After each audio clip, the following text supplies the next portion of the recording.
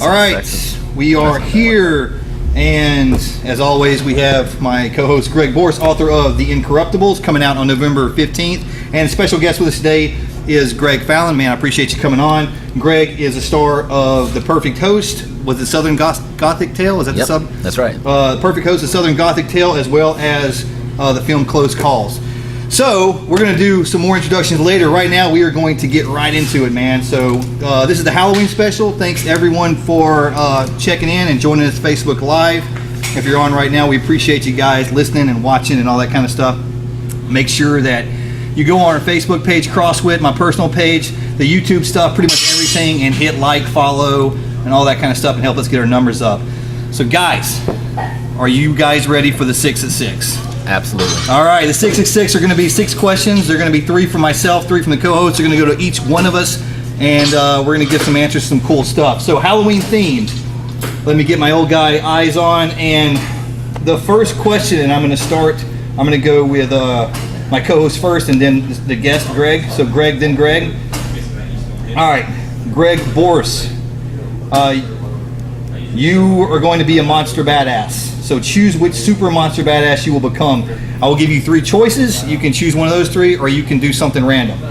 All right, number 1, A, is Count Dracula. We're talking Bram Stoker's Dracula. Right. All right, no Twilight vampire bullshit. All right. Number 2, the werewolves. However, I think the werewolves in Twilight were kind of badass, so I'll give them that. So you could be that werewolf off of Twilight. I'll give them some credit on that one. Number 3, or C, General Mattis. General Mattis. Super badass. Or anybody else. Greg, which badass are you going to be? Super badass? Yeah, super badass. If I have to choose from those 3, I'm going to say Count Dracula. Count Dracula? Why Count Dracula? Because he's smart. He's intelligent. He's been around a while. Yeah. He's been around a while, and the mechanism of his particular way of doing what he does is to seduce, not necessarily to overpower. Okay, so he's opposite in General Mattis that way, but if General Mattis was a vampire and had been around for 400 years, maybe. I mean, he would be the top pick, right? Yeah. Okay, cool. All right, so Greg, all right, going to you. Choose which super monster badass you have to become. Your choices are, or anything else, but here's your main you can pick from. Count Dracula, the werewolf, General Mattis. No brainer, General Mattis. General Mattis. And I'm not just saying that because a Marine asked me the question. Conservatives love Mattis because he's General Mattis. He's a former Marine general, current Marine general. Liberals love him because he's the adult in the room. He's willing to stand up to some pretty outrageous foreign policy statements made by other folks in the administration, and so I think everyone values General Mattis, and he's real life. He's the don't get stuck on stupid guy. Right. All right, so if I had to pick, and I am a Marine, I was with 2nd Marine Division, and I love General Mattis, but I think in this situation, if I had to pick between the 3, guys, I'm going to have to go with werewolf, all right? I would love to be General Mattis as a werewolf. That's a big shock. Yeah. That was a dark horse answer for you. It really was. I know, it's not expected. I mean, preferably, I guess I could go outside. I said you could choose from one of the 3 or go outside the box. So outside the box, I would be General Mattis as a werewolf. So that's what I would do. Because number 1, I like wolves. Wolves are pack animals. I think Mad Dog Mattis would kind of agree with me. Yeah. Wolves are pack animals. They respect leadership, teamwork. So they're kind of Marine as hell anyway. Yeah. And so I think if I could be Mattis, get bit by a werewolf, and that's where I'd go. Well, wait, Greg, who would you choose if he didn't make you choose between those 3? Super villain or superhero, either one? Yeah, sure. I mean, Oh, hell, God, guys, that's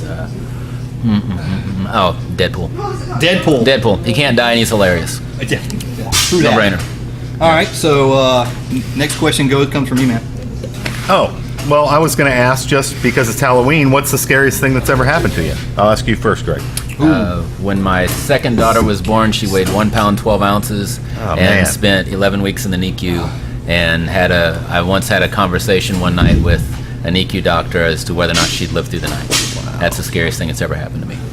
And for our audience, you're going to let us know she turned out. She's great. Yeah, I'm sorry. She's 12 years old and very typical 12-year-old girl. Doing very well. Yeah. That's tough. What about you, Casey? The scariest thing's ever happened to me. Well, So when I was about 17, I had a really bad Ouija board experience. Remember your security clearance, Casey. Yeah, well, that's Yeah. okay. Yeah, so I'm staying. No. Yeah. This is how we. Yeah. It's meant to stay in the realm of Right. Yeah, well, I would say, yeah. So when I was 17, I was still in school.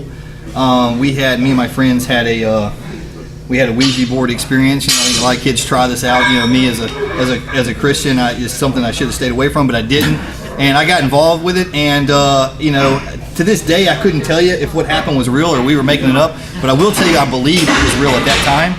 And it said some pretty freaky stuff. And at one point, it actually told it said, you know, that it hated me and that you know I should die. Casey Pippin plus a Ouija board is a terrible. That's not a good idea. And I don't think that I was causing it to say that. So, Yeah, I don't think you were either. you know, I'm just I mean, saying I didn't think I should die. So, and I don't hate me. clearly got agreed. But that wasn't the scariest part. The scariest part was you know, I went home that night, and the next morning, and I had a cross that hung from my rearview mirror, and I actually made it. I carved it out of pencils, probably in class, I think, when I should have been paying attention. But anyway, I glued it together and I made this pencil cross.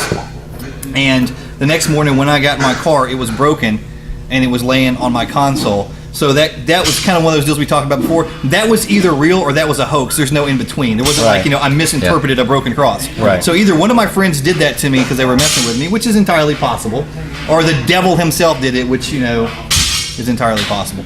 So that would be the scariest thing to happen to me. Well, let me ask you about the Ouija board experience. Was Yeah. it a one-time deal, or did you do it more than once? It was absolutely a one-time deal.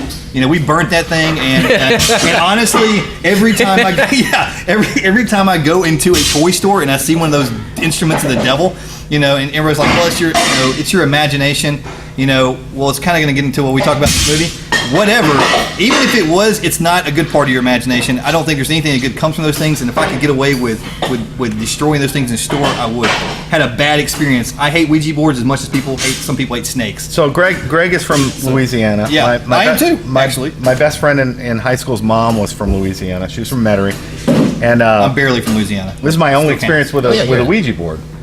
So Eddie tells me, you know, that Ouija boards are real. And I'm like, no, they're not, you know. And he's like, yes, they are.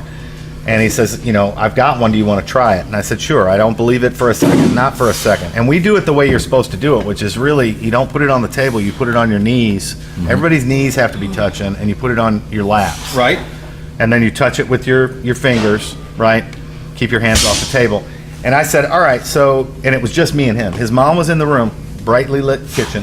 Okay. And he said, we're just going to ask it some basic questions and see what it does. And I said, all right, to make sure that I'm not unconsciously moving this thing, you ask the questions, don't tell me what you're going to ask. And I'm going to sit here with my fingers on the thing, but I am going to look up in the air with my eyes shut. And I don't know the board, so I don't know what it's doing. How many hands were on the control? Just his two, my two. Okay. Right? But my experience was, it started vibrating, and I could feel it, right? Yeah. Very lightly, I could feel it vibrating, moving, and the whole time I'm like, Ed, you're moving it, you're moving it, you're moving it, you're moving it. He's like, no, I'm not. Yeah. No, I'm not. No, I'm not. And then he says, and he's telling me what it's answering, and honestly, to this day, I don't remember what we were asking it. He was asking the questions, but he finally says, Greg, take a look. And I opened my eyes and looked down, and he was sitting back with his hands like this, Yeah. and it had been moving under my fingers The entire time. the whole time. And I was like, I stood up and I'm like, all right, I'm done. You know.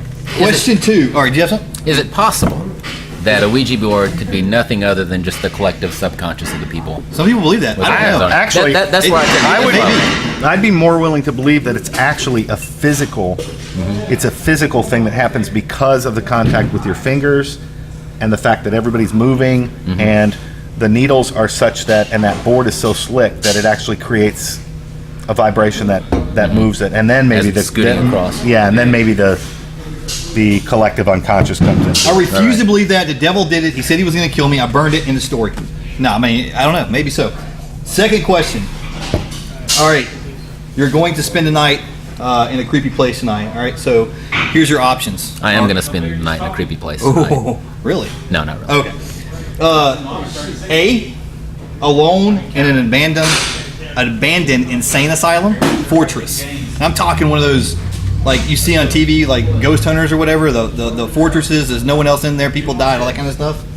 Number 2, in a coffin in Vlad the Impaler's actual castle, which physically exists. Okay. Number 3, snuggled up to Hillary Clinton. I would spoon Hillary Clinton all night long. Before I would do either of those other 2 things. I have no great sexual attraction to Hillary Clinton, but nothing's gonna happen anyway. Even if you weren't married, nothing's gonna happen. I'm completely safe. So I know that I'm completely safe there, probably, and that'd be a lot less scary than definitely being in a coffin because I'm claustrophobic. And I don't know, the whole idea with the insane asylum, you mentioned like the Ghost Hunter show, I think we're missing a real opportunity here. I think the 3 of us, with our collective knowledge, we could produce one of those shows, because all you got to do, you just go to a scary place, get some night vision film, and one guy runs around going, "What was that? Yeah. What was that? What was that?" Yeah, I agree. That's all that ever happens. Make tons of money. Yeah, let's do it. All right, let's do it. Let's have. I'm gonna write but we that. can't tell everyone that we're going to run around and just say that. Well, we already did. I think I just screwed up the whole thing. Didn't well, I? it's okay. It's okay. All right, so I was gonna say that I don't scare yeah, because I don't. But your question about Hillary Clinton actually, scared you. yeah, no. So I'd probably choose the insane asylum under the auspices of what Greg said. If we 3 went there and we wanted to do some stunts, then yeah. I think if I chose to be snuggled up with Hillary Clinton, I would end up in an insane asylum. So I just think it would just work out like that. So my answer would probably be, honestly, I think I would be good with Count Dracula's, or the actual Vlad the Impaler, or whatever his real name was. I think I'd be good with his castle. I think you guys are really missing out on something here. I'll bet you. I'm willing to bet. Okay. Behind closed doors. Open up your minds on this one. All right. Behind closed doors, there's a 3% chance, but it's a solid 3% chance that Hillary Clinton is a frickin' Manx. That she is a freak. That she would rip your conservative ass a new one. There's a 3% chance that she could open your third eye and make you a believer. You're reading the paranormal now, right? No, he's skipping forward to the second half of the show when we're going to talk about cults and eyes wide shut and all that stuff, and chakras and serpents coming out of people's heads. But you're right; it's possible. Anything's possible. All right, your question. Oh, mine aren't Halloweeny anymore. I wanted to ask. Matter. That's okay. I wanted to ask Greg. We'll spooky it up. What's the dumbest job you've ever had? Oh God. And if you say attorney, I'll totally understand it. That's too easy. Yeah. My first job I ever had was the dumbest job I ever had. I worked at Taco Bell in Pineville, Louisiana when I was 16 years old. Barely. By the way, this barely old. qualifies as scary. Yeah, it does. Oh, yeah, for 2 reasons. Number one, at the time I was making $3.35 an hour minimum wage. Right. Dumb for that reason. Dumb for a second reason. Our owner, this is the 80s, the mid to late 80s, cocaine was really big back then. Right. Our owner got busted for cocaine, and so we all went like 2 weeks, we didn't get paid for this 2-week period that we worked. And the third reason was I was eating a lot of Taco Bell, and I think I'm still kind of getting past that, because I still eat at Taco Bell all the time. But we had the red sauce that you guys have, that you see at Taco Bell. Maybe we should be editing out the name of this restaurant. But anyway, this is a true story. Truth is a defense to a defamation action. So I spilled some of this red sauce on my Nikes that I wore like the first night I was there. And these are shoes you love.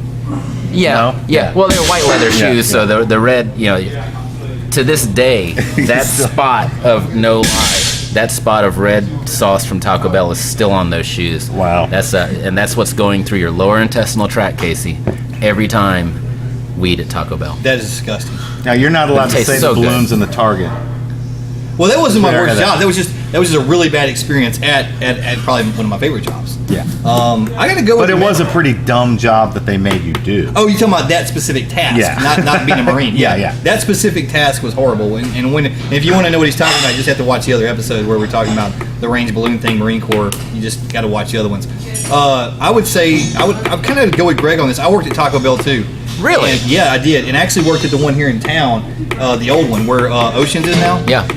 So I worked at that was my first job, and I didn't stay there long because I moved up in the world. I was going places. So I got the opportunity to go to Walmart, And That's what they said when they hired you. They're like, that kid's got Walmart it is. written He's all Yeah, over him. yeah. Well, actually, when they interviewed me for Taco Bell, they're like, "We don't know. I mean, how do we know you're not going to end up at Walmart? You know, you're going to leave us here in a few months for Walmart. Christmas hiring, seasonal hiring's coming in. Is that one night that slick talking, well-dressed man came up to the counter at Taco Bell and said, "Son, what are you doing here? Yeah. What are you doing at Taco Bell? I was like, you belong at Walmart." I was like, yeah, I don't know. I asked myself the same questions. What do you got for me? He goes, give me a call. He gave me a business card. Seasonal hiring had just kicked in, and so I went to Walmart, and man, I was like, you got to understand, I really didn't want to work at Walmart because I hated Taco Bell. Yeah. And sure enough, January 1st, those assholes cut me loose.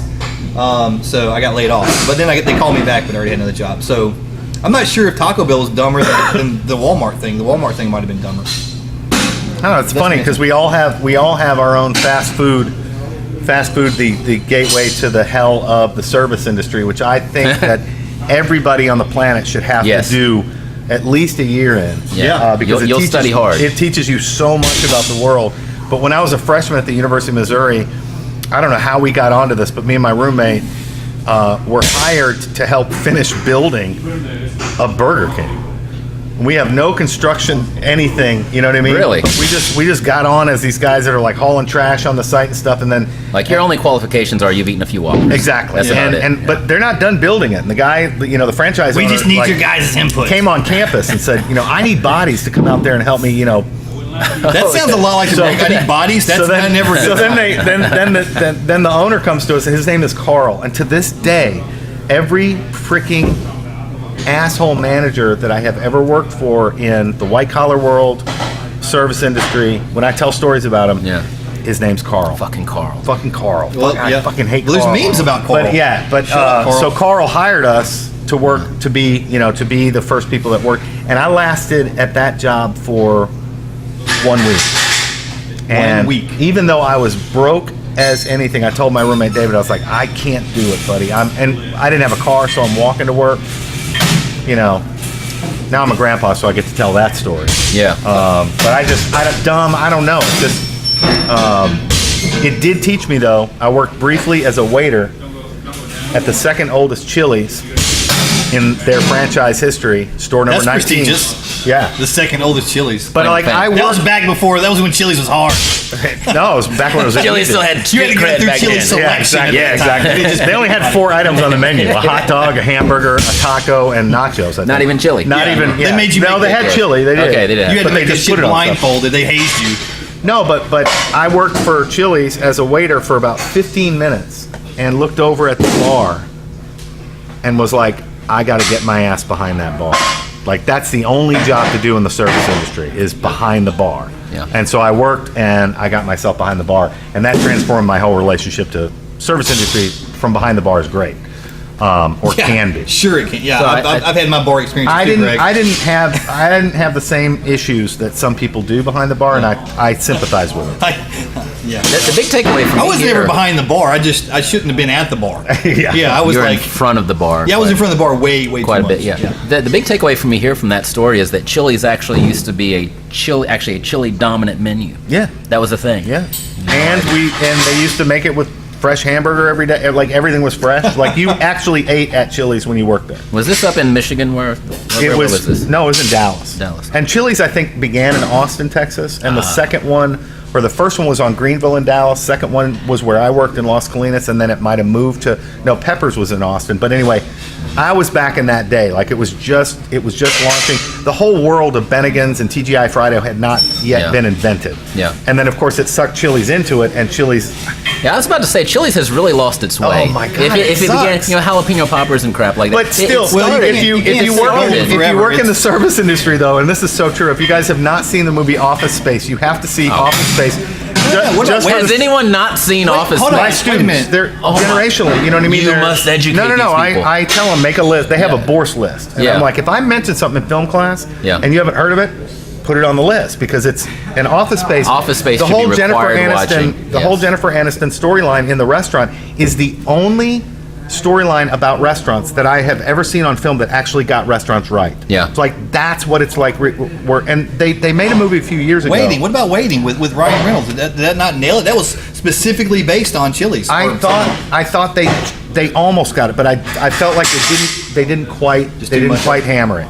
But that, I think it's good for a secondary story. But yeah, that's what it's like. It's like this world that you get sucked into, and it's just absurd. Like I worked at a Bennigan's for a little while, and during the middle of a lunch rush one time, a cook in the kitchen pulled a butcher knife on me and threatened to stab me in the fucking face. For what? I don't know. Did you Everybody was deserve it? freaking out. And I said, okay, you can stab me, but give me my burrito first. And that kind of broke him. Give me my burrito and then you can kill me. And then you can kill me. Because Bennigan had said, launch this thing that 15 minutes or it's free. It was like it was a disaster. You're just trying to distract That's yourself. why the cook was ready to kill him. Yeah, he was because they start these things in these franchises that nobody can do. The Right. kitchens aren't set up for them, and they just launch them. I felt bad for the guy. So Next question. All right. So you must choose a monstrous deformity. Remember, you can pick one of these three, or you can have your own. So they're not tying you down. A is the creature from the Black Lagoon's scales. B, the monster of Frankenstein's head. That was B. C, Donald Trump's comb over. You have to pick one. I'm gonna go with the comb over because that you can have that and then get rid of it. Frankenstein's Can you? head. I'm you're not stuck 100% with it. serious. It's not like No, I could. Oh, okay. If I grew the elaborate comb over, then I could always just get rid of that later. So, yeah, Frankenstein's head, that's going to stay there. The scales, yeah, I'm going to go with scales gross me out. Yeah, I'm going to go with the haircut. is that why you picked that? As one of the choices? Yeah. Scales gross you out. Scales gross me out. I can't do scales. I personally was going to pick the deformity that is mentioned in Breakfast Club, but I won't. You guys can figure that out later. Okay. I don't know. I like the comb over. Do you? Yeah, So you ought to pick the comb over? It's changer. You can Okay. change it, and actually, What I need to happen right now is if you're watching this, You can dye I need you different to colors. screenshot these two guys, and I want you to submit to me your Comb-overs. Photoshop comb over pictures of Greg and Greg. So if you can the best comb over Photoshop So we gotta make our- Donald Trump of Greg and Greg is going to win a prize from Crosswit. I don't know what it is yet, but it's going to be really cool. So if you send that in, awesome. All right, so me, I would pick. I'm not gonna do the comb over, man, but I will do the fur. I think if I had to pick one, because I always thought Michael Wait, J. the Fox. fur? The Yeah, fur. did That's I a not fur. mention What are you that talking one? about? oh, he no, kept no, the I didn't. secret I one changed for it. himself. Oh, I was gonna say that. Yeah, the fur from the werewolf. You know, like so Michael J. Fox Teen Wolf type of thing. Yeah. I always thought that dude kind of like a badass.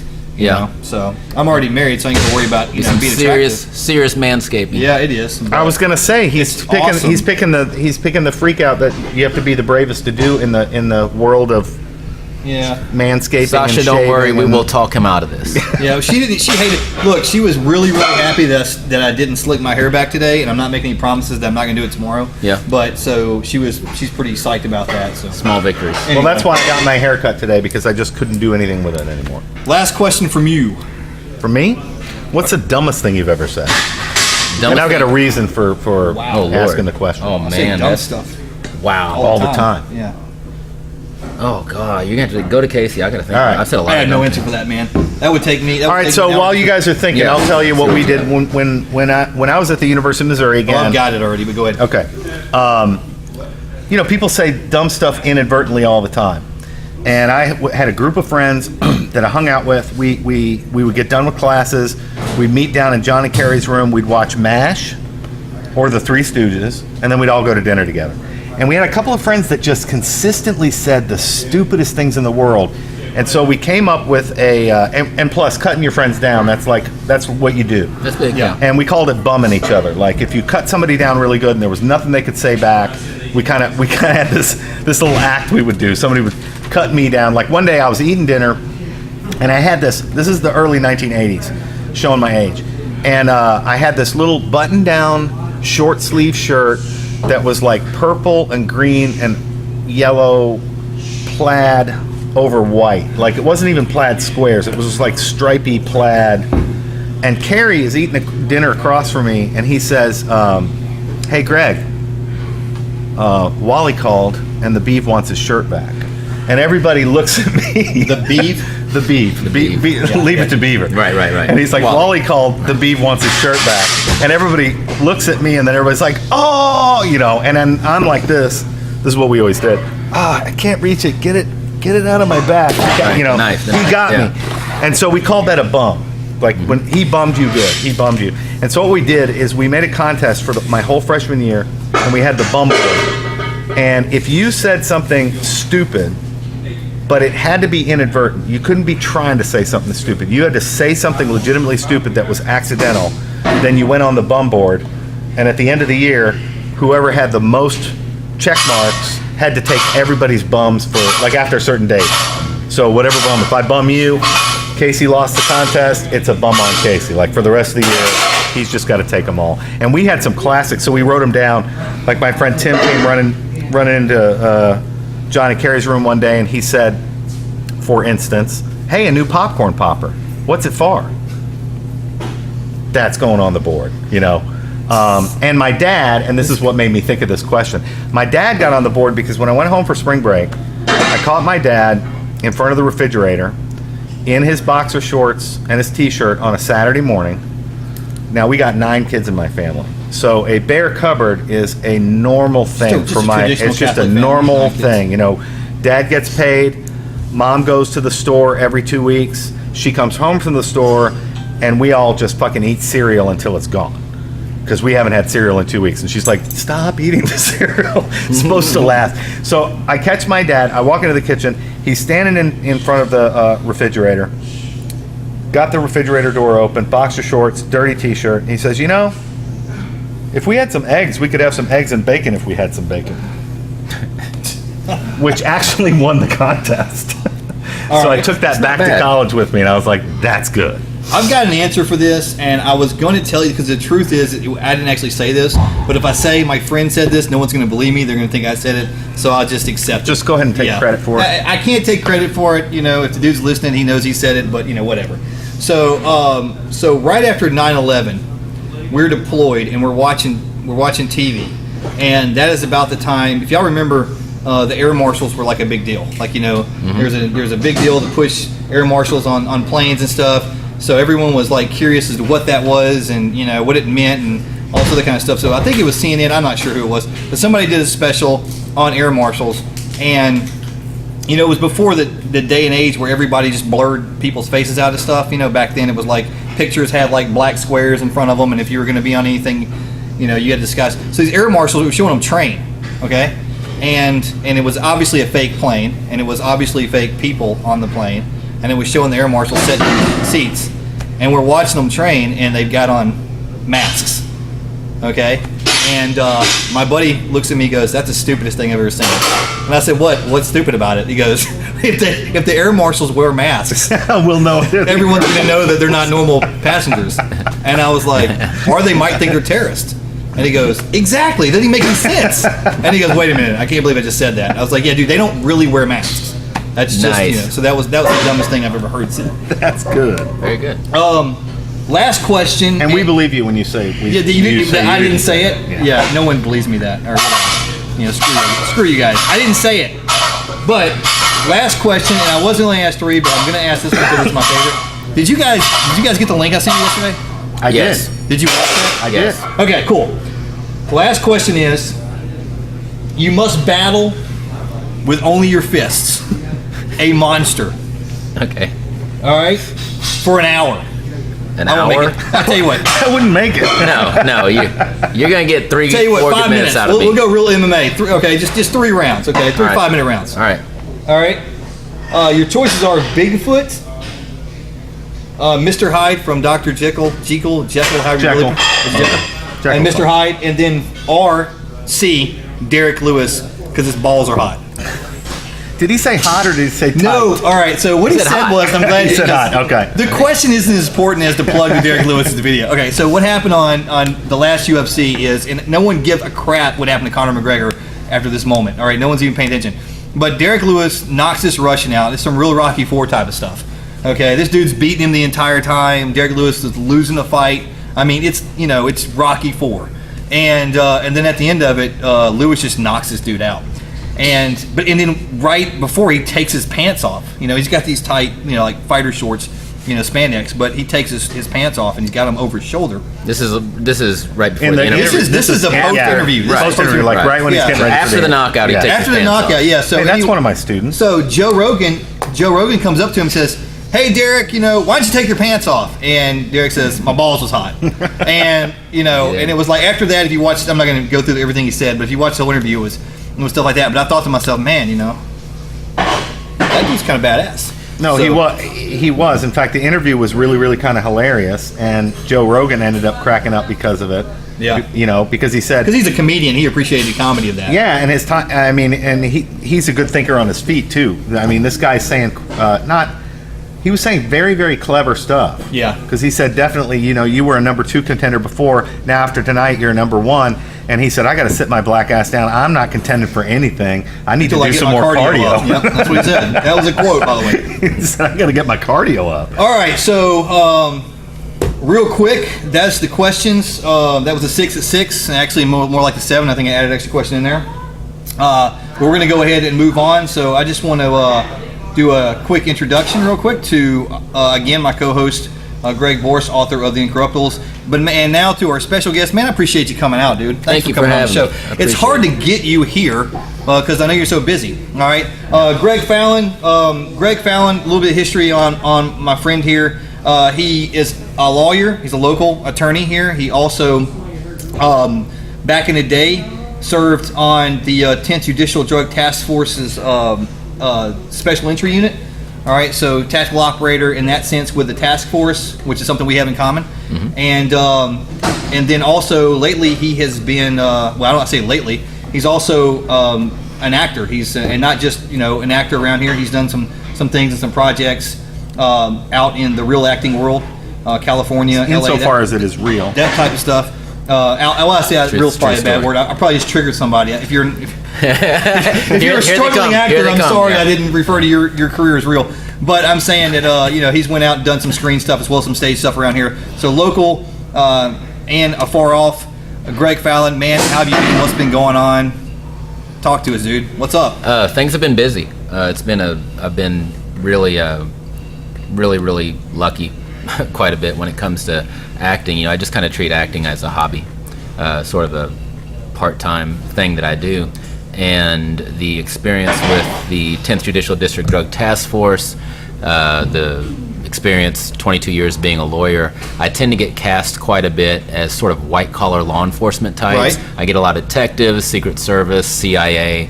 I get a lot of roles like that. And so that, in that sense, I've been very lucky because right now with all the television shows and all the true crime recreation, there's tons of detective roles out there, right, to be had, and those are mostly what I've gone to New York and Los Angeles and Knoxville and places like that to film. But having said that, no one handed me a law degree, and no one just said, hey, go be on the drug task force. I had to work to do that, and I had to serve doing that for 6 years. So I've been very, very lucky, but I've found that the harder I work, the luckier I get. Right. And I've also so lately it's been really good. The last year and a half or so I've had to start saying no to things, and that's a wonderful problem to have. So I've just been I'm very, very grateful and very lucky and very blessed. Yeah, I mean, busy. Lately it's not been easy to get a hold of you. I mean, like every time I know last week, if you pay attention to the show, Greg was supposed to be on last week. He's just real busy. It's hard. I'm sorry about that, guys. It's okay. I'm not trying to guilt trip you or anything. I felt so bad about that. It's you don't have to apologize to us. You probably just want to apologize to our listeners because they were. I'm sorry. I'm sorry to both people who are interested in what I have to say that I was not here last week. But everyone, all 4 of you that are watching right now. I was also, we're all from Louisiana, from the deep south.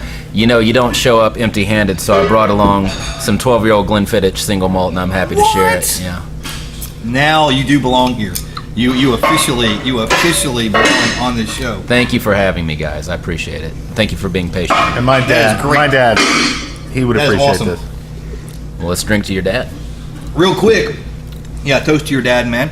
All right, so dates for the movies. Well, let me ask him about them because they didn't mention them yet. Mm-hmm. All right, so specifically. Thanks, man. Yes, sir. Specifically in this area recently, and I know I missed I believe it only showed one night, so I missed the premiere. Premiere. Actually, thank you. The premiere of The Perfect Host, and the subtitle is A Southern Gothic Tale. If I'm not screwing that up. Yeah, that's right. Tell me about the movie. Tell me what it's about, how you got involved, your role. I mean, because I didn't get to see the movie. I really want to see it. I was working that night, but I look forward to seeing it. So tell me all about that. So what you missed was actually a sneak preview for the people who are involved in the film. Anyone could show up, and the theater sold out that night. But it's for that wasn't technically the world premiere. The world premiere happened in Austin at a film festival back in September. So it is exactly what it says, Southern Gothic. So you've got elements of religion, death. Ghost story, macabre, ghost story, everything. Yeah, and of course it's made by the filmmaker Derek Sims, who's started his life in film as just one of the best cinematographers you'll ever meet. If you ever catch a glimpse at his demo reel, take a look at it. The guy's brilliant cinematographer. And he and his wife Elena, really sweet lady, they wrote the film. They wrote the script, and they based it around the Allen house. They both grew up in Kingsland, Arkansas, not far from here. And they wanted to come back to Arkansas to make films, and they'd made one called Come Morning, which was a huge critical success. The critics absolutely loved this film, and so they made a script and started doing some pre-production work here in Monticello, and I got wind of it and took a look at Derek's demo reel and realized this guy's really good. Right. And he and I became fast friends. Really bright guy, really kind fella, and I got behind the movie. I thought it was a great script. I thought it was it would be good for Monticello for it to be filmed here. So I told him I would invest some in the film, and I went to some other folks in town that I know and just told them, hey, look, here's this film. It's going to be filmed here. If you guys, I'm going to invest X amount of dollars. If you guys want to invest too, you can. And ended up some other folks that agreed that it would be a good idea to invest in the film, and ended up being able to raise enough to get the film started. And because of that, I was given an executive producer credit. Now, when I was given an executive producer credit, I didn't know what an exetive producer was. Well, I was just going to ask you, what does that even mean? It can mean producer is such a broad term in any kind of film or television or music or anything. Basically, producer is someone who gets something done. He makes the project. The executive producer tends to be usually a money guy, an investor, or somebody who's collected people together who have invested, right? Or someone, just someone who's handles the business, the business part of it. So I ended up auditioning for the role of Father Marion, who's a really interesting character in the film. Got cast to play that. And we filmed it at the Allen House here in town. And I can tell you, I don't know how I feel about ghosts. I don't necessarily know that I necessarily believe in ghosts, but I can tell you this, because everyone asks, did anything funny happen at the Allen House? Because it's one of the most... if you're real one quick, of the most, give our listeners, like some people might not be listening, might not be from here.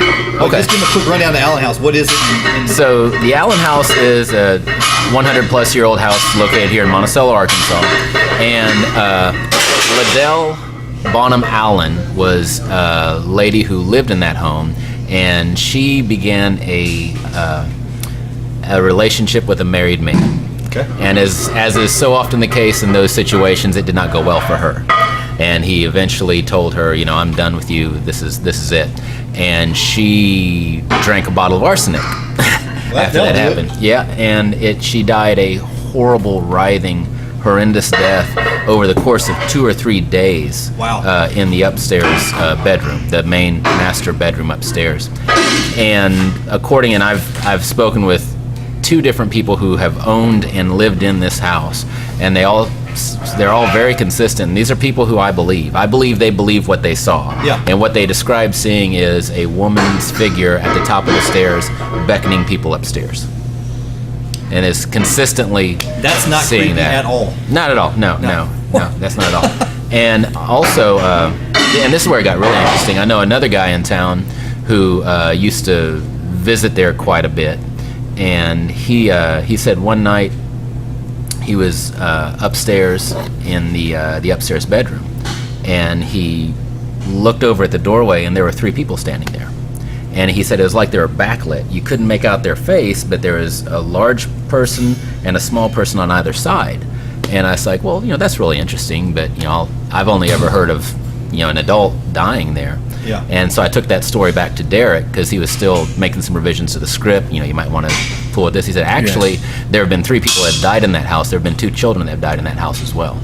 And wow. And also the electronic voice recordings that have been done in that house have picked up more than one voice, one of which sounds like a child. I'm glad you bring that up, because it has been investigated by. Was it the actual ghost hunters, or was it another? It's 2 or 3 different shows have been through there. We've seen it on The Haunting, one of the haunting ones. I did see that. It was kind of. They did not film at the Allen House. Yeah. Was they interviewed my boss lives in the Army, Dean Mark Spencer and his wife. Yeah, Mark. He's my. And they were very gracious with us filming in their home. They're good people. Shout out to. But I saw that episode where the way they did that is they filmed it obviously somewhere out in California. Yeah. Yep. And then they did interview Mark and his wife. I saw that. But I've heard that there's more than just the original Allen death in the house. That's right. And I can tell you the funny thing that happened with us was the very first day, and I'm going to be honest with you, I don't necessarily believe in ghosts, but I was creeped the hell out about going into that house to film. I was really uncomfortable about it. Yeah. And the first day that the production company moved in, the first day of filming, there's in the foyer, there's a piano, an old piano, and if you watch the film, which should be releasing into video on demand within a month or so, plug, perfect host.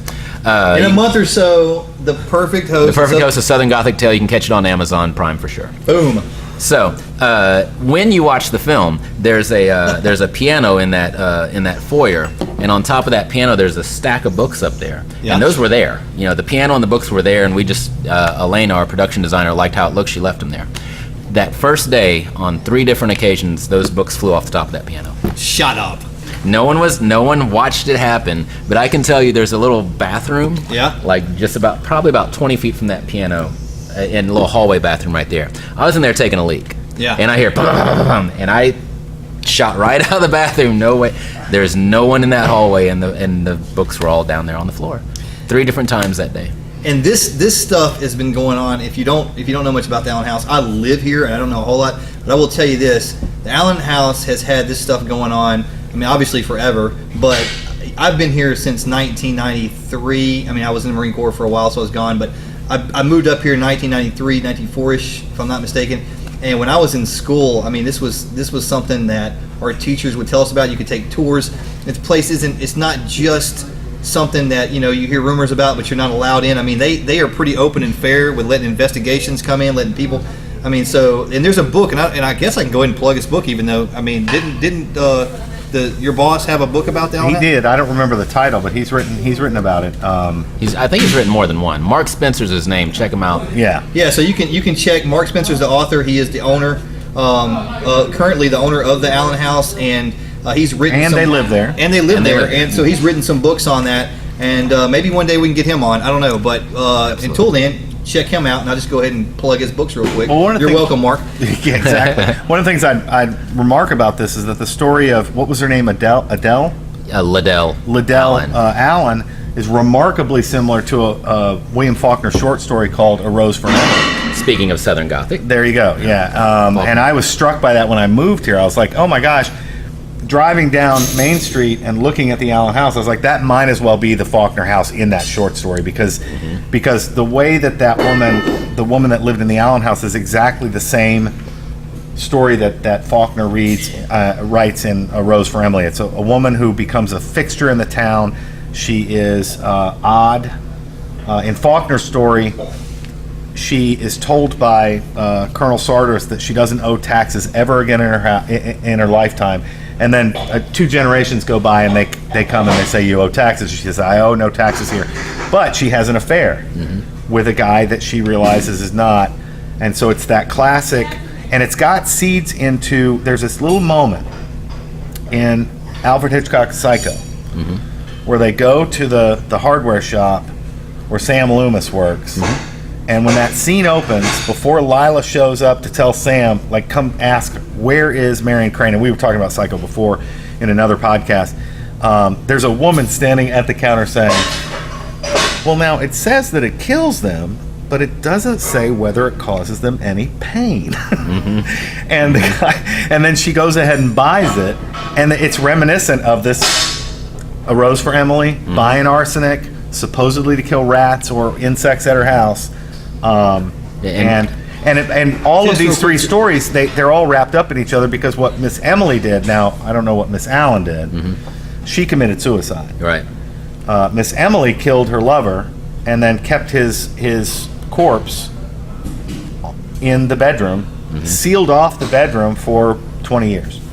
And his corpse, when she died, the town came and investigated the house, and they found his corpse on the bed. So if you've seen Psycho, you know that Hitchcock was thinking of Faulkner's Rose for Emily. I wish he'd known this story about the Allen house, because it's all the similar stuff. Greg, I think when you watch The Perfect Host? The Perfect Host, you'll see the influence of Faulkner. That's really exciting to me. Yeah, Faulkner was a because A pretty Rose big for influence. Emily should have been made already as a film.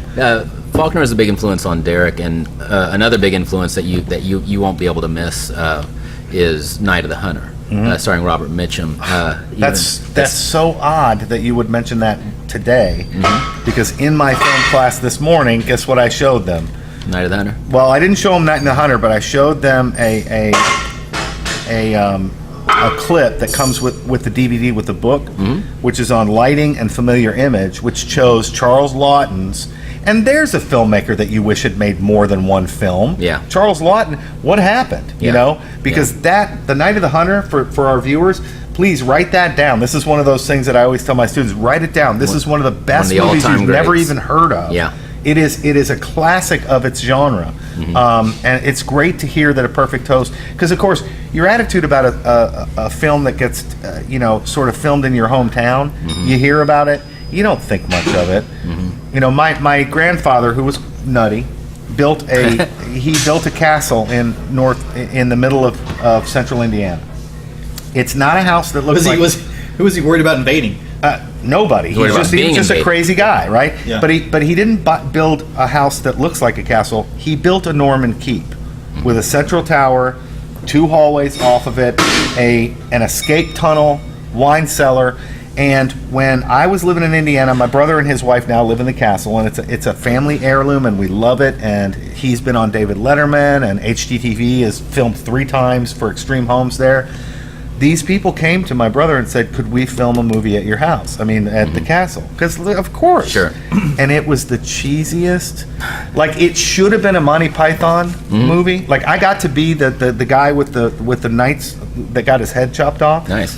But there was a wizard in it with a blue beard, and it was so dumb. Like, it was so dumb we loved it. But it was like the people that were making it didn't know how bad it was. The Perfect Host with the Night of the Hunter. So this is real. So you'll hear when you see it, you'll hear. Do you remember the tune that Robert Mitchum hummed throughout the movie? His hymn, leaning on the everlasting. Yeah. So we've got the actual church congregation sings that song. Oh, that's awesome. And our one of our main characters kind of hums that. At one just brief little homage is these brief little moments. Also, I played a preacher in that. Right. Film. I played an Episcopal, an Anglican priest. Wait for it. I love where you're going with that. The love and hate on there. So I had to improv a brief sermon. Just stand up and improv a brief sermon and go into a prayer and cut. This is in Allen House? This is at the old Presbyterian church, the really, really old one over there. On South Main. Yeah, gotcha. That one. So get over there, and the sermon I preached, the brief little sermonette was about how the duality of man, how we're capable of both. On the one hand, love, and on the other hand, hate. Very good. Yeah. So that's the other homage. Well, bravo. Sash, thank you. Sash wants to know if we can get an invite to your uncle's the castle. Absolutely. In fact, let me tell you, my brother will hate me for telling you this. It is north of Kokomo by about 28 miles on Highway 31. There's a town called Peru. It's funny, that part of Indiana, all the towns are named after South American places, because I guess the people wanted to feel exotic. So there's Peru, there's Chile, there's Mexico, and there's Denver. Denver. And the castle is actually in Denver, Indiana, population 217. My grandfather used to operate the Denver hardware store. There's a hardware store, there's a post office, there's a gas station, there's a pizza place, there are a bunch of baseball fields, there's a fire station, and that's it. Right. And then it's cornfield. He built that thing when I was growing up, stone by stone. He was not an architect, he didn't hire one. He was a sculptor and a genius and a loopy, crazy person with big ideas. In fact, I can tell you do you guys mind if I tell you one of the funniest stories of my life? Yeah. Okay. By all means. So, Casey. Here. my grandfather and my grandmother divorced before I was born.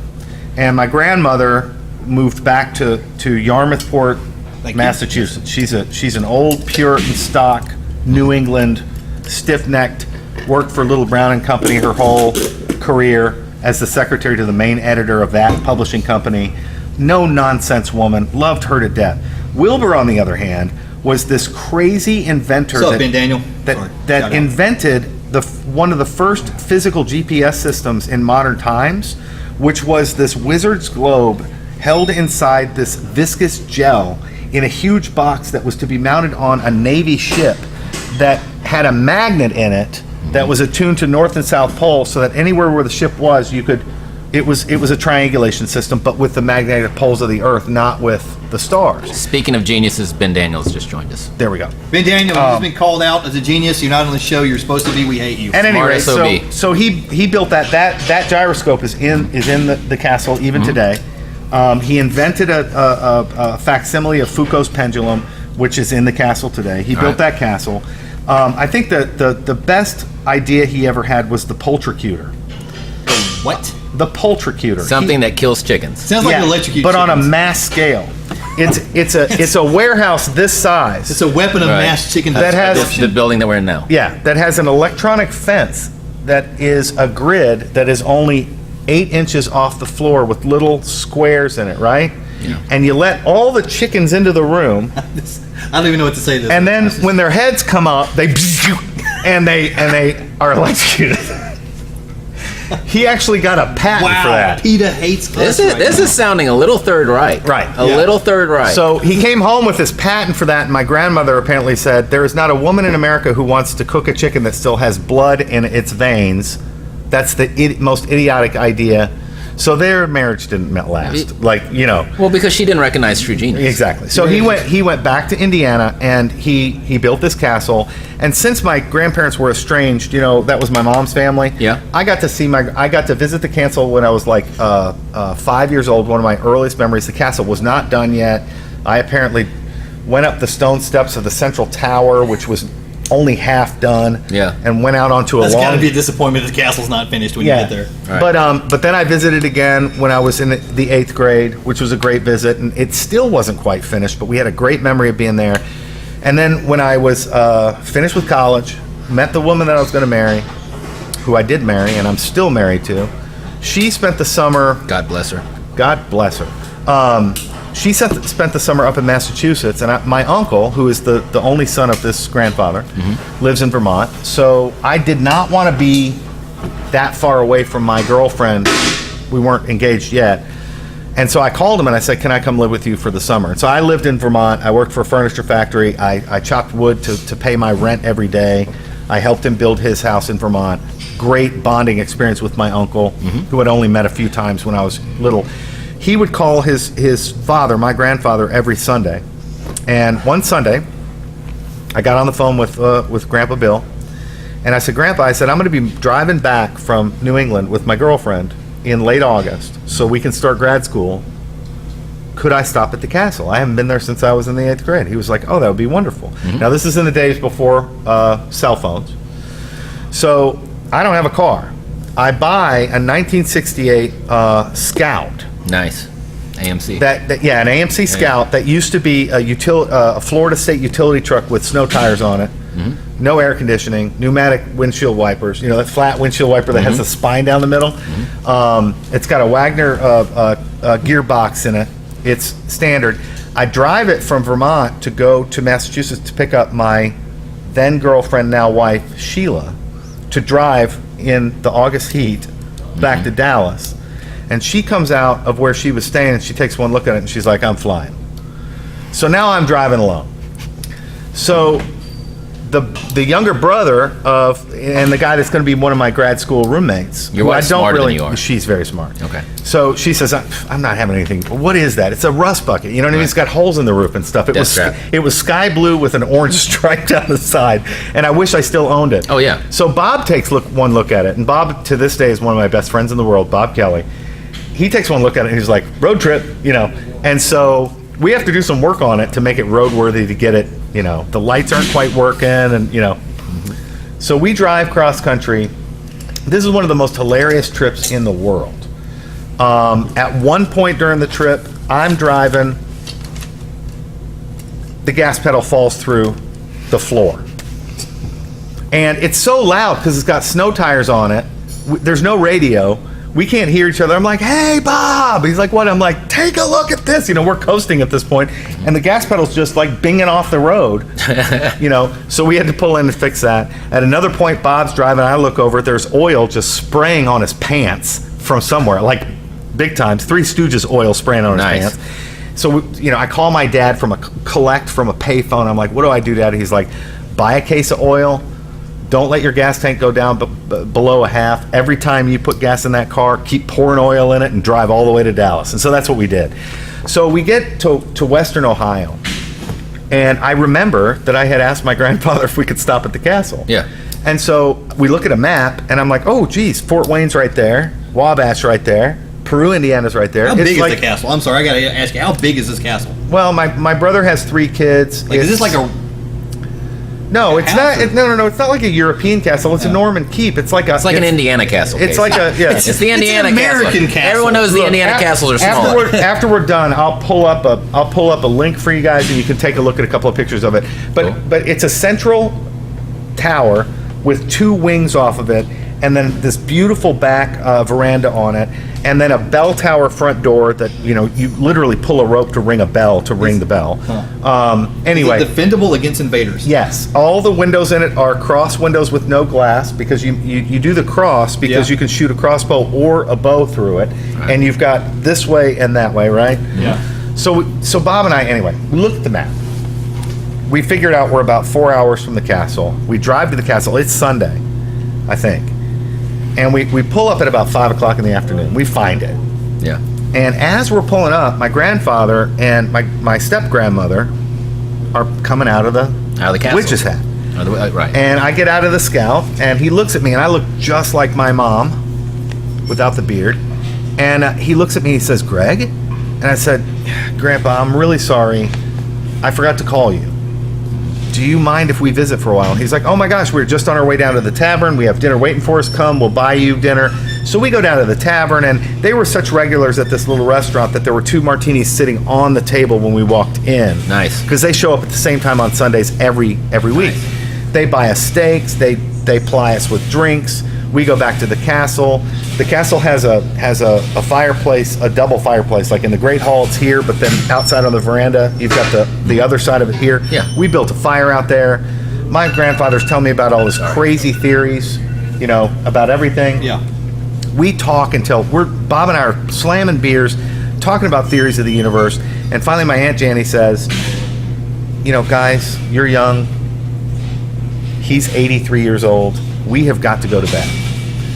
And we're like, we're sorry, we're sorry. Mm-hmm. And so so we walk back into the castle, and at the bottom of the tower, there are stairs that spiral up on the inside of the tower to a room that's actually cantilevered off the tower. It's really cool because he put these solid beams out and built a room in the air. Mm-hmm. And she says, now pay attention here. Okay.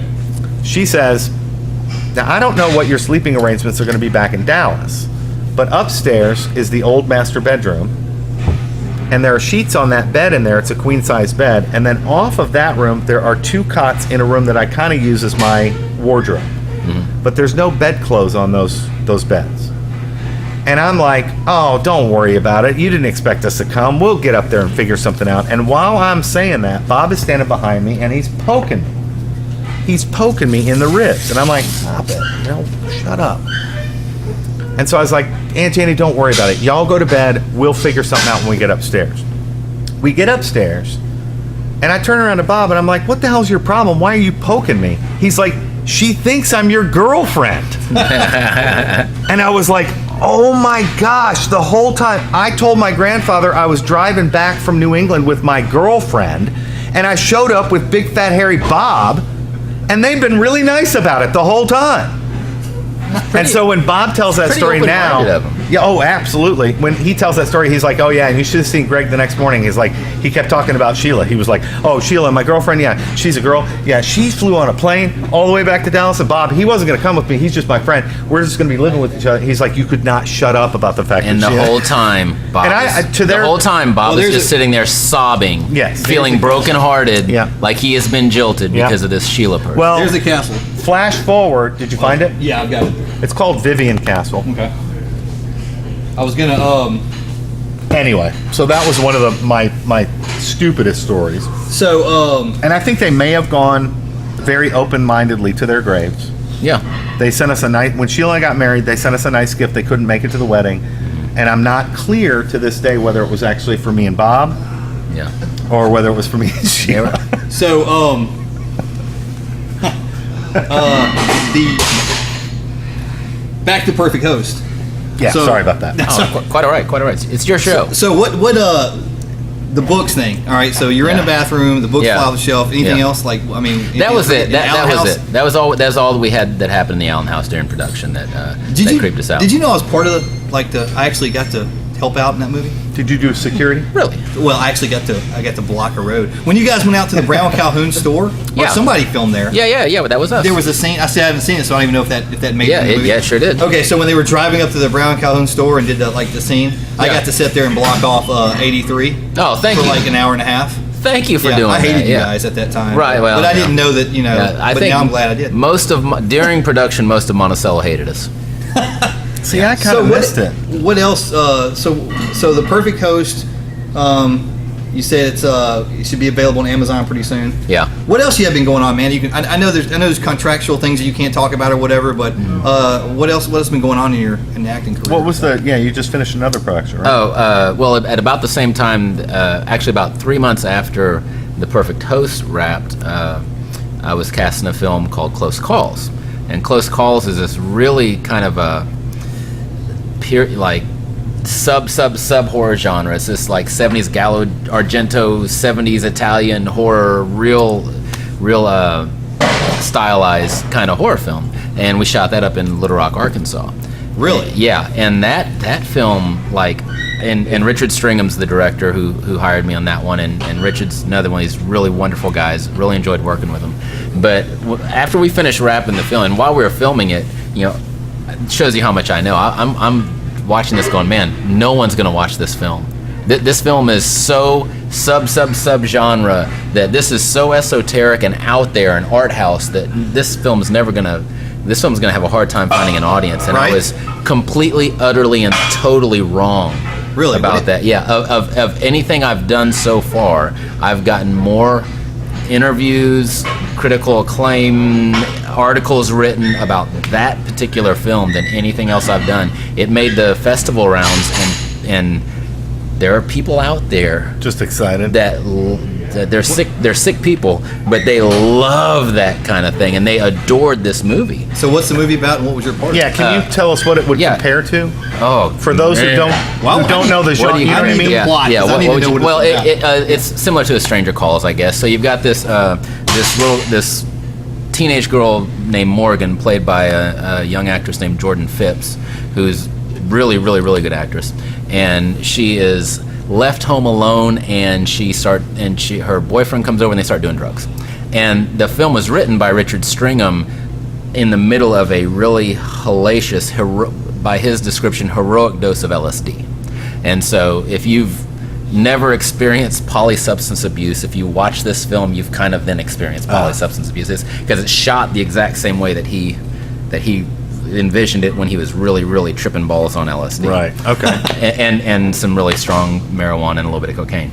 So just a little bit. Just a little to take the edge off the marijuana. Not that there were any laws broken anywhere. Not at all. So it's the film industry, it's how it goes. And so So she gets a call. One of her dad's friends shows up, and that's the character I play. And creepy dad's friend. Bad things start happening. Yeah, it was. But that film has gotten more attention than anything anything that I've had any kind of large part in. And when will that be released? Or that'll be released about the same time. Okay. It finished about 3 months later. It keeps breaking over here. Is there like an internet thing going on? Okay. All right. As long as it's good there.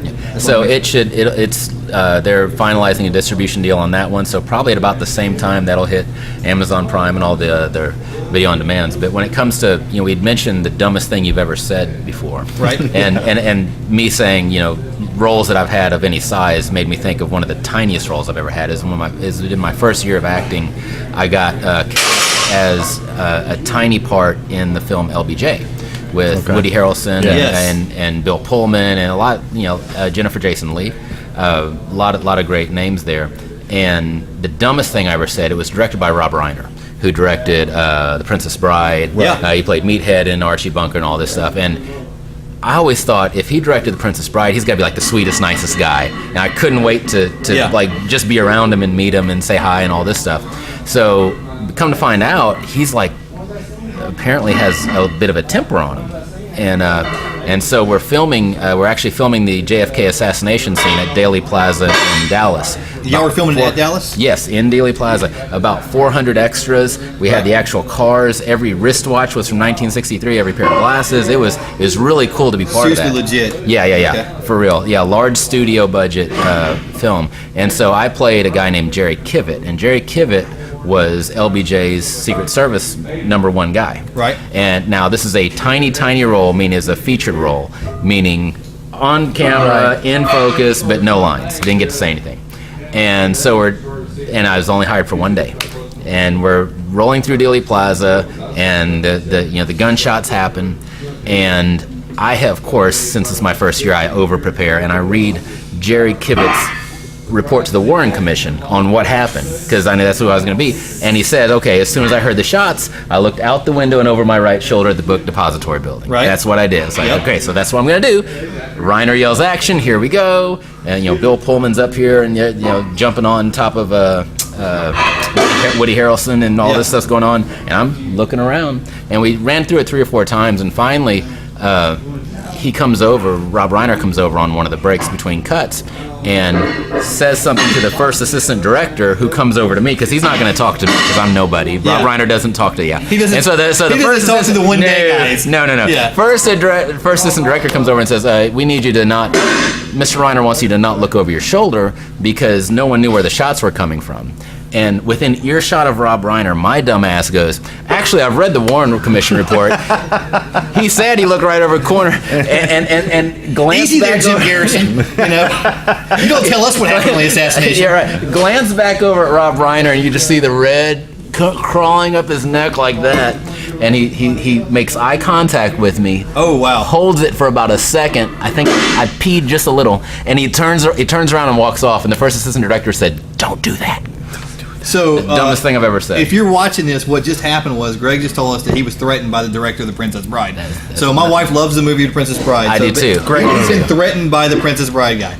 Yeah, so that was a threatened with a look. And just before that, the cut before that, Brian Stepanek played the guy who jumped on Woody Harrelson's character in the car they were in, and he apparently did not jump on Woody Harrelson properly, because the cut before that, during the break in the same place, Reiner came over and just ripped Stepanek a new one in front of God and everybody.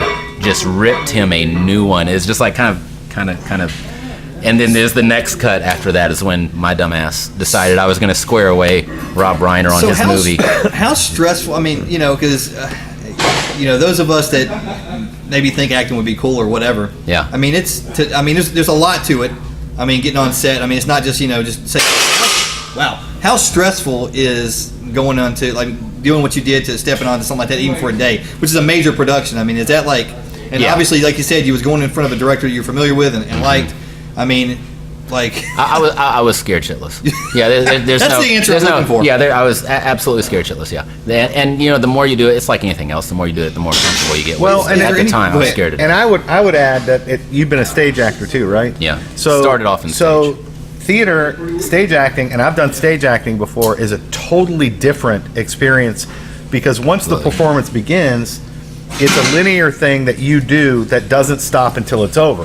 Right. So the role of the director in a stage production is completely everything that happens up until the performance. That's right. And then after that, it's all performance. That's right. Whereas with film, it depends on the personality of the director. You've got the hitches who say, I don't want you to do anything that I don't tell you to do, and you will be dancing with the camera while you're doing what you're doing. And there were people that hated acting with Alfred Hitchcock because he would block scenes. He storyboarded everything out right down precisely, and then when you walked in, this is what you're doing, this is what you're doing, this is what you're doing, this is what you're doing. Keep your mouth shut. I don't want to hear anything from you. And for some actors, that's way too mechanical.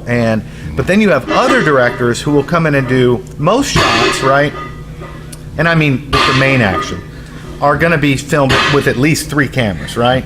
Or at least 3 perspectives. At least 3 perspectives. And then what happens during post-production and cutting is a performance is sometimes molded out of that from an actor. In fact, I was talking to one of my friends who's a filmmaker just last week, and he said this, and I think that you will appreciate this. He said, and I'm going to tell you his name right now, but he said, Greg, just please believe me, when a film is bad, it is never the actor's fault. Ever. Well, I completely agree with that. He said the actors are wonderful, talented people that give their all and might do 6 or 7 or 8 different takes for the same scene, for 6 different takes on the same scene, and then it gets into the cutting room and the director just completely misses the great stuff that's going on. He said, so here's the deal. When the film is good, you can give credit for the director. You can give them credit. But when it's bad, always give the director credit. Don't let them blame anybody but pick themselves. the actors. I mean, it's not like the actors like they're working with what they have. I mean, the actors are picked. Yeah. So I mean, you got the actors you wanted. Yeah. So if you didn't produce or you didn't, the film isn't good, then you can't blame the people you picked. Well, and it's not just that too. I mean, I think Greg can actually speak to this from personal experience. In some cases, Greg might be asked to do a scene 4 different times in 4 different ways. Yeah. You got examples?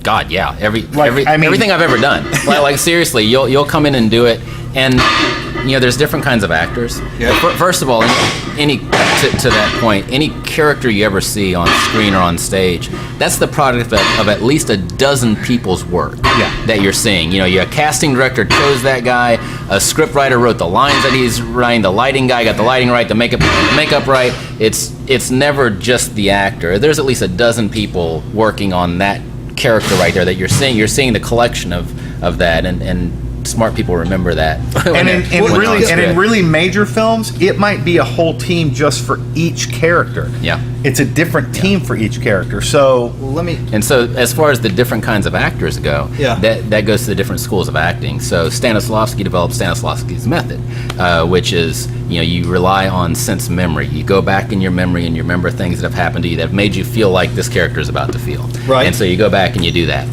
The character guys, Dustin Hoffman, Johnny Depp, the criticism that other actors have who don't do the same method have with those people is they tend to have their own idea of what they're going to do when they come in, and it's usually pretty brilliant, but it's usually pretty static, and it's going to be what they want to do, and sometimes it's like acting with a brick wall because they're kind of just in their own works and in their own thing and doing what they're going to do without a whole lot of regard to what you're doing. Yeah. Now the other major school is Meisner.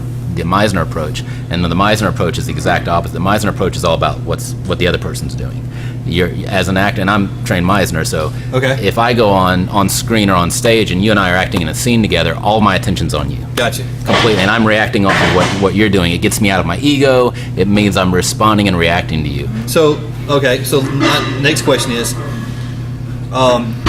when you walk on the stage or when an actor walks on the stage, I'll just give an example because I'm speaking out of complete ignorance on this stuff. You hear about singers. They have demos, or they record something that's already been demoed, so they kind of have an idea of what it's supposed to be, or at least a baseline for what they want to build from. Yeah. Do you get anything like that when you walk onto there? Do you have any idea of what it's supposed to be, or The best directors, my favorite directors, are the ones I can collaborate with for months before the shoot. Richard Stringham and Derek Sims were both like that. I spent a lot of time on the phone with them because I tend to be hyper prepared. I do tons of preparation, and I always like checking in with the director so I'll know that if the ladder I'm climbing, to make sure it's leaning up against the right wall. Right. If that makes sense. That's a good way to make put it. sure I'm going. I don't want to get 3/4 of the way up this long ass ladder just to show up on set and realize that it's been against the wrong wall the entire time. So and under the best of circumstances, and on stage also, on most of the stage work I've done is with a director named Kathy Lyon, and she's brilliant, and she's a very, very good director, and she'll allow me to collaborate with her leading up to it. So before I show up, I have an idea of what they want. Right. And I can give them some version of that and give them some variations. And so when you say, is it different every time? If you've got a Meisner actor working with a Meisner actor, it could be wildly different every time. Right. The only thing that's going to be the same, or loosely the dialogue will be the same, but it's all chaotic and dynamic, so it's going to happen different every time. If you have two method actors working together, it will be the exact same way every single time they do it, with no variation whatsoever. And it may be that I was describing Hitch as a director that sort of forced people to be method actors because he has a definite idea of what he wants from the performance, and that's what he's asking. So the legend was there were certain actors that could handle that, and there are others that said, I will never work with him again. Yeah, some actors would rather just be told exactly what they want, and I'm sure there's some that are flexible enough to do both. Absolutely. Because I think and my stage acting is very, very limited. It's high school, but I think my director, he was Meisner, because the exercises that we did all were they were almost like improv stuff. The answer is always yes, and you're always responding to like the moment of what's going on. Number one rule of improv, in case you guys don't know that, is the answer. Yes, and. The answer is yes, and. Like when I do something in front of you that you didn't expect, your answer is yes, and. Did you do anything called repetition exercises? No, I don't remember. Okay, because that's the foundation of Meisner. What is a repetition exercise? Repetition exercise. You brought it up. I got to ask. You and I are about to do a repetition exercise. Oh no! Okay, this is great. I love. I'm gonna say. I love games. I'm gonna make. Give me another drink of that before I do this. I'm gonna make a statement to you, and your job is to simply repeat the statement back to me. That's it. But if you pay attention to me and I pay attention to you, every time we make that statement, it's gonna get slightly different. So, because we're reacting off each other. So the line is going to be... repeating what you're saying? Yes, we're going to repeat back and forth. It's called the repetition exercise, the same line. You're wearing a green hat. You're wearing a green hat. You're wearing a green hat. You're wearing a green hat. I'm sorry. Let me tweak that a little bit. You're wearing a green hat. You say I'm wearing a green hat. I'm wearing a green hat. Wait, this is a drinking game. Wait a minute, I'm confused. Start over. All right, Here we go. Cut. Meisner repetition exercise. Let's do it. You're wearing a green hat. I'm wearing a green hat. You're wearing a green hat. I'm wearing a green hat. You are wearing a green hat. I am wearing a You're green wearing a green I'm wearing hat. a green hat. Okay, you're wearing a fucking green hat. Okay, All right, there I it told is. you. Meisner repetition exercise. There you go. Very nice, guys. That was awesome. Thank you very much. Yeah. I like that. All right, cool. So quick question. I don't even know if there's an answer for this. Do you prefer stage or screen acting? Stage all day long. Really? Yeah. Oh God, yeah. There's no man. I got it. First time. Oh God. Okay, so the first time, if you're ever lucky enough to get a really fucking good audience. Yeah.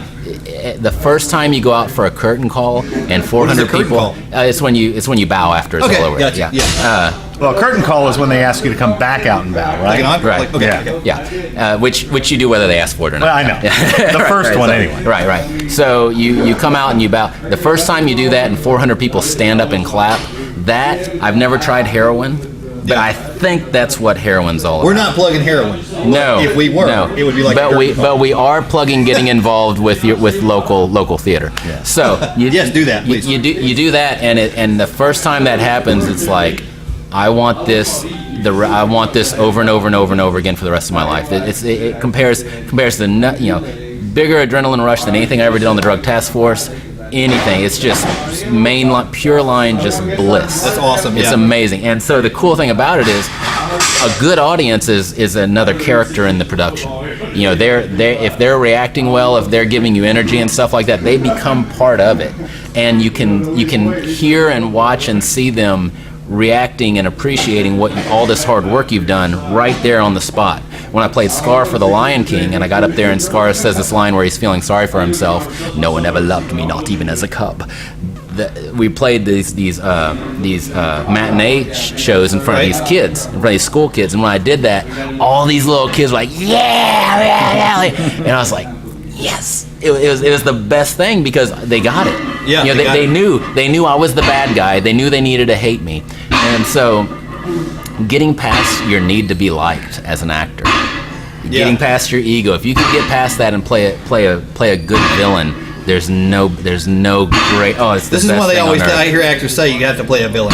Yes. There's nothing better because you're literally daring them to hate you because the more they hate you while you're acting, the more they will love you when you take your curtain call. No kidding. They have to hate you. And let me tell you about my huge missed opportunity in acting. I got to play the lead role of Captain Jack Absolute in Sheridan's The Rivals. Oh, cool. When I was in high school, which nobody's ever heard of.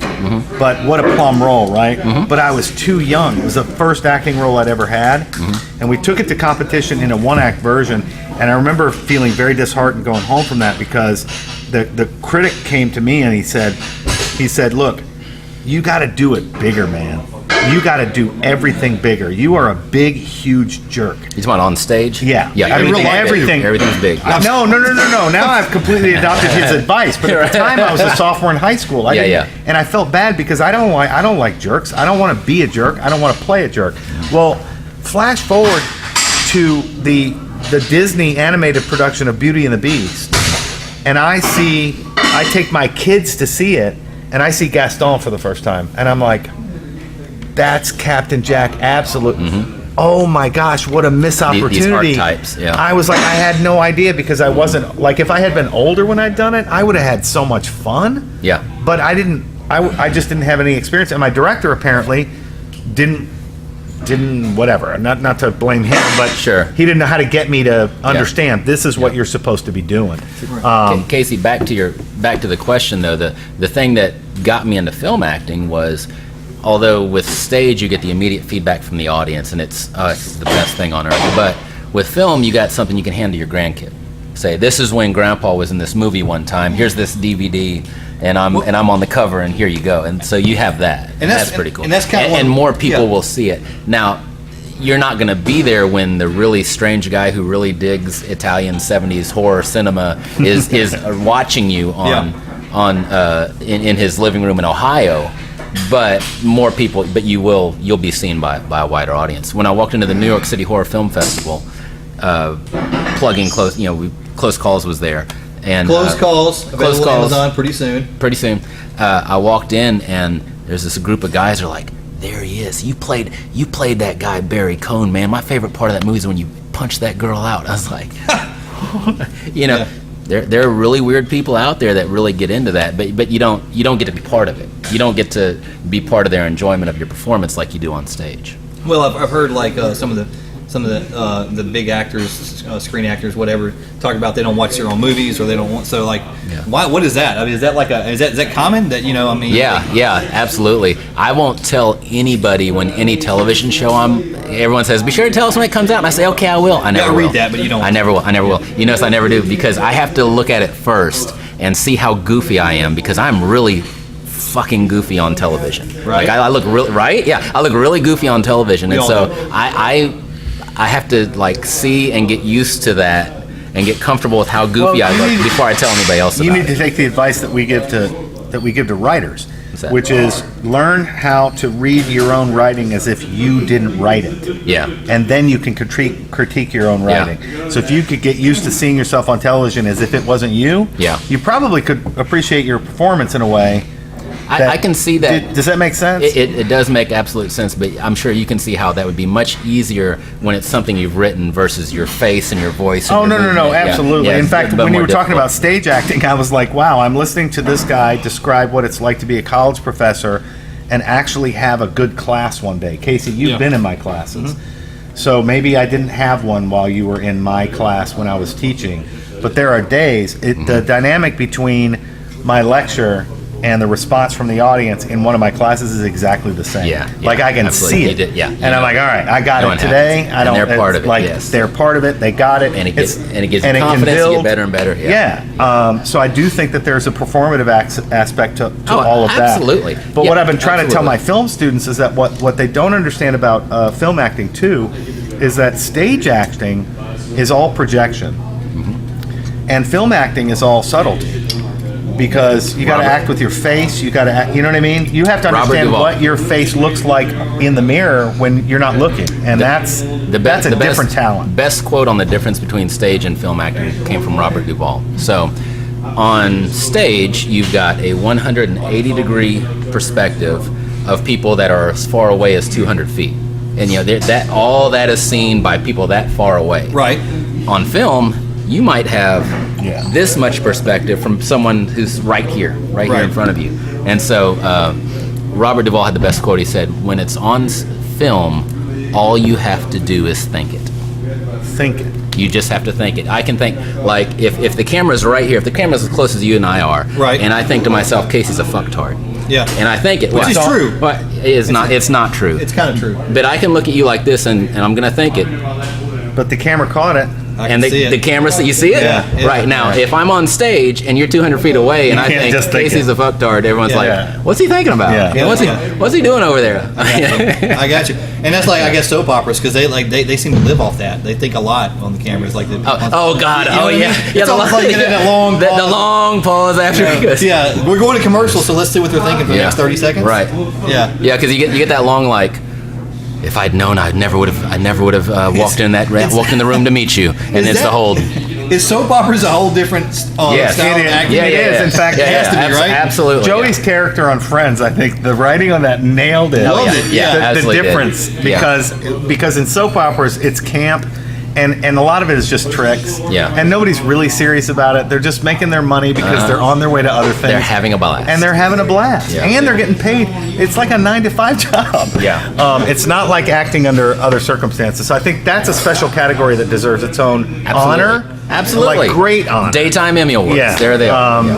But it's not the same. So the last thing on stage versus screen. So obviously with stage, everything has to be bigger. Right. And the thing I always try to remember is when you're practicing, when you're rehearsing stage production, go big, go loud, and go slow. Because when you get nervous, everything gets small and quiet and fast. And so if you practice big, loud, and slow, you'll have some space when you get out there in front of 450 people and start getting nervous. Yeah. Okay, so last question for the non-stage actors. So what happens when you forget what you're supposed to say? You get nervous. Big production. Is there someone there to remind you? The other actors. Like, what happens when you how do you ensure that you don't have a moment? It depends. It depends. Are you talking stage or screen? I'm talking stage. I guess screen you can just edit and stuff. But stage. I've been really lucky to always have a script supervisor who sits right next. Her name's she's actually also our choreographer, Delene Stevenson, and she'll sit next to Kathy. And if anyone, and she's got a script, and if anyone loses a line, she'll call it out to them. Okay. Yeah. So. Okay. And also, and this happened to me on stage, we didn't have somebody to call out lines. Ouch. So if you have another actor on stage with you who is present enough to be able to recognize what's happening and cover for it.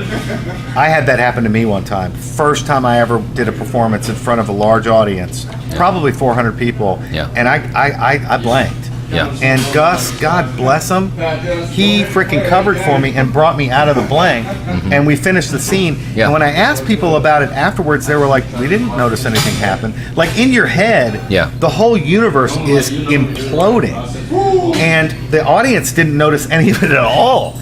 Man, yes. Like half a second when you forget a line. It's like an hour. Oh, it's like, oh my God, I'm dying. And no one has any clue. It's the worst. No one. You're the only person. But they're like, yeah, you were great. We didn't notice anything. Yeah, like, oh, thank God. Now, I want to say for the record, Casey is not a fucktard. Casey is actually a really cool guy that I like spending time with. So that was just an example. Okay, so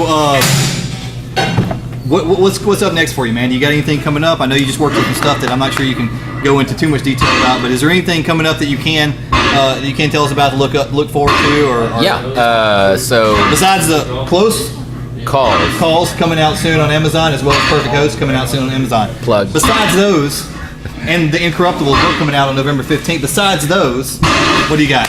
Let's see. I was in Los Angeles 2 weeks ago for a show that will be airing on the Investigation Discovery Channel. I cannot say what the show is until it airs. Okay. Which really dovetails really nicely into my I don't tell anybody to watch it until I've watched it. Right. It's very convenient. Non-disclosure agreements, NDAs, are convenient for that effect.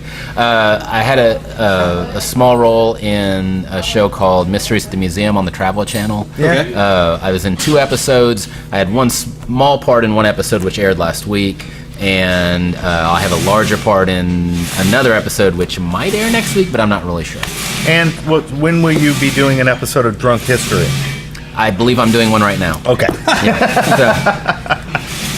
So, one of my favorite shows. A wonderful show. Also, Life Science is a play in progress being produced by the Arkansas Repertory Theater in Little Rock at their annex. It's sort of a program they're doing to kind of restart the Arkansas Repertory Theater. Wonderful, wonderful, wonderful outfit that had gone bankrupt and closed its doors, and they've got enough donations that they're starting back up again. And the first thing they're doing is this plays in progress. They present plays by Arkansas playwrights, and they're performed in the annex building there on the grounds of the Arkansas Repertory Theater. Friday, November 2nd, I think. We'll be doing that one. I'll play that. And also, so tell us real quick. I know you don't have much time left. It's been an hour and a half or so. You're free to stay as long as you want. We're gonna get into Eyes Wide Shut pretty soon. But local theater, UAM, like what's going on, guys? People are listening. How can they catch stuff, catch shows, catch plays? The Sea Art Concert Association has been doing some really wonderful things, and I can't. And I'm not just saying this because I've had a couple sweet parts. You know, I was given a couple good parts in those plays. They have very high production value for a play in Southeast Arkansas. And the way they do that is they get grants by playing these plays to school children on the matinees, and then they have evening performances for grown-ups. So the grants for the kids pay for the evening performances? They pay for the production. The whole thing? Yeah, exactly. That's smart. Yeah, and so I know several, and it's an incredible opportunity for anyone who wants to be involved in theater in Southeast Arkansas, because I know several working actors in Los Angeles, Chicago, and New York City who have been doing this for 10 years, and we sell out every year 10 performances in a 450-seat theater. Right, yeah. I know people who've been doing this for 10 plus years in these different cities, and they have never come close to performing in front of 4,500 people. Wow. And in Monticello, Arkansas, you can perform in front of 4,500 people. We're directed by Kathy Lyon, who has built a career. She's herself a brilliant performer and a wonderful, wonderful singer who also has a background in elementary education, and so she brings in adults for the main parts and children for some of the small ancillary parts, and it's a wonderful, wonderful experience. Sea Art Concert Association, and they do not just, that's kind of their headline event they do every year, but they also do several productions throughout the year there at UAM. Much Ado About Nothing. Yeah. They're about to play, which I lucky enough to saw that in London with James Earl Jones and Lynn Redgrave. Wow. But yeah, that was a pretty cool experience. But that's coming here by Sea Art Concert Association. So it's a wonderful, wonderful resource here in Southeast Arkansas. We're very lucky. We are lucky, so make sure you check that out. So we do have these things going on in Monticello, so get out there and check that out. If you have any questions, you can contact us. We'll hit a link on the edited and uploaded videos later for them and provide information. Man, it has been an awesome time, dude. We're about to get into some other weird stuff for the second half. If you guys are around right now, we're going to be moving into the second half. Feel free to join us. We're going to be talking about some creepy movies like Eyes Wide Shut. Greg, Fallon, thank you for coming. Thank you for having me. And man, it's been a great interview, and we look forward to checking out some of the stuff that you've done and some of the stuff that you're going to do. This is the most fun I've ever had doing one of these.